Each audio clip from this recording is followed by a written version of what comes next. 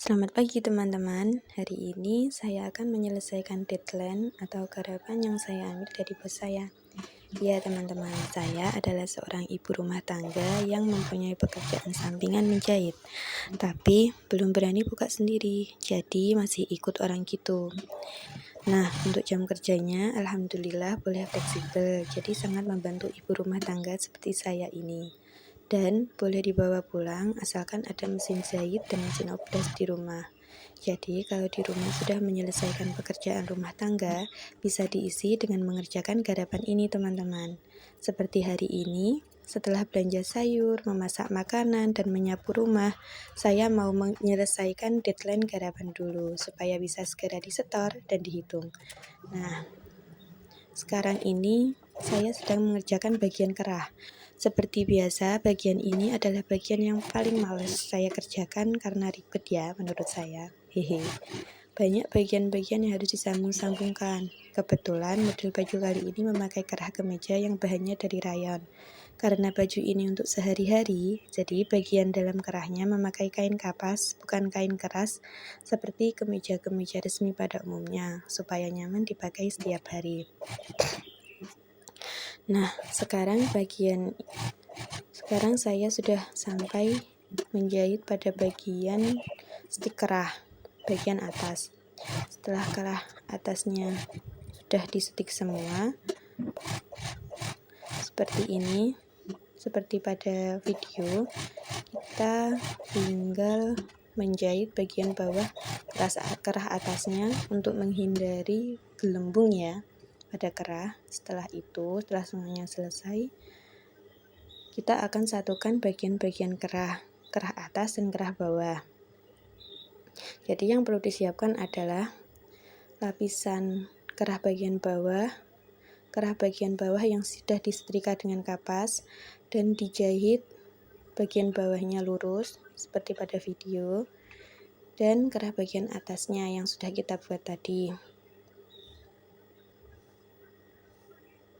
Setelah itu kita tandai tengah-tengahnya supaya mudah untuk menentukan bagian mana yang akan kita jahit. Nah, kemudian kita tinggal menjahitnya sesuai pola kerah yang sudah disetrika pada kain ya teman-teman. Seperti pada video ini, kita tinggal runut saja caranya. Dan menjahitnya memang harus pelan dan hati-hati, karena nanti kalau nggak pelan-pelan kadang-kadang bisa jeblos atau ada yang tidak terjahit seperti itu. Nah, ini satu bagian udah selesai.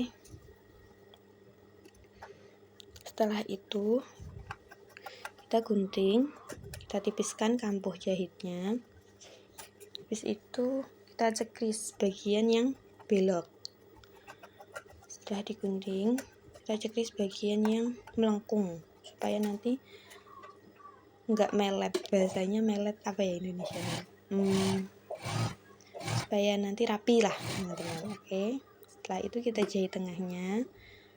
Ini sebenarnya jahitan bantu ya teman-teman. Nanti kalau kita pasang di bajunya supaya bagian bawah kerahnya itu tidak bergelembung. Jadi kita jahit tengah dulu seperti ini. Setelah selesai, kita tipiskan kampuhnya. Habis itu kita tandai memakai kapur jahit teman-teman. Saya menggunakan kapur jahit warna putih karena selain takut kotor mengotori kerahnya, nanti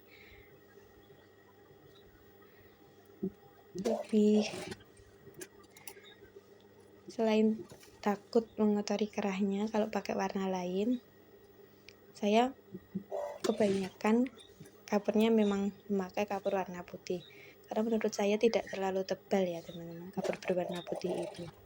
Nggak tahu kenapa ya, beda gitu dari kapur warna lain. Tapi kalau untuk gambar pola jelas nggak bisa ya teman-teman pakai kapur putih, soalnya nanti sangat-sangat susah untuk membedakan.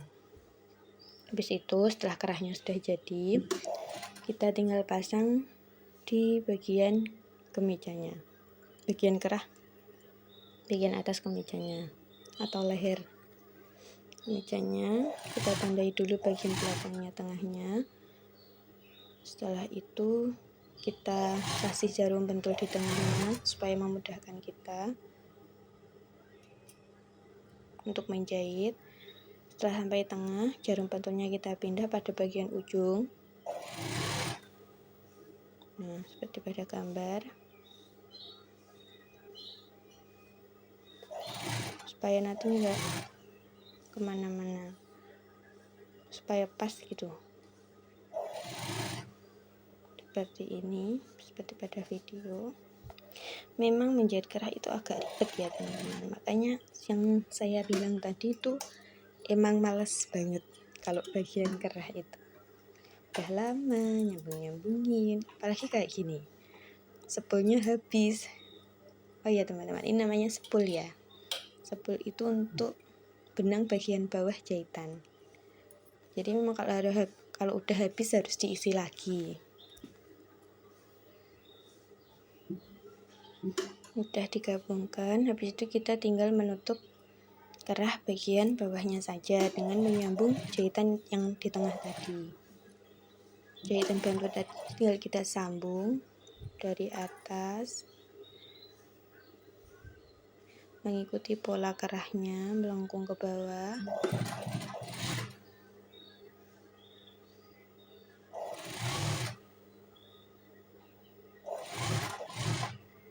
Udah, kita tinggal jahit sesuai dengan bentuk dari kerahnya.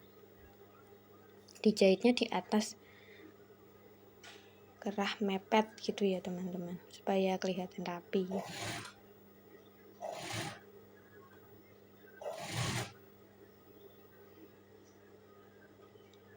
Saya memakai satu jarum pentul di ujung kerahnya supaya lebih rapi nanti saat memudahkan saya lah. Tapi kalau yang sudah pro itu biasanya nggak usah, yang sudah terbiasa banget, teman-teman saya banyak nggak usah pakai jarum pentul juga bisa. Tapi kalau untuk saya masih butuh menggunakan jarum pentul meskipun itu satu. Soalnya kan saya masih belajar. Nah, ini teman-teman hasilnya. Kerahnya sudah jadi. Tuh tampak depan dan tampak belakangnya. Alhamdulillah nggak ada yang melengkung ya teman.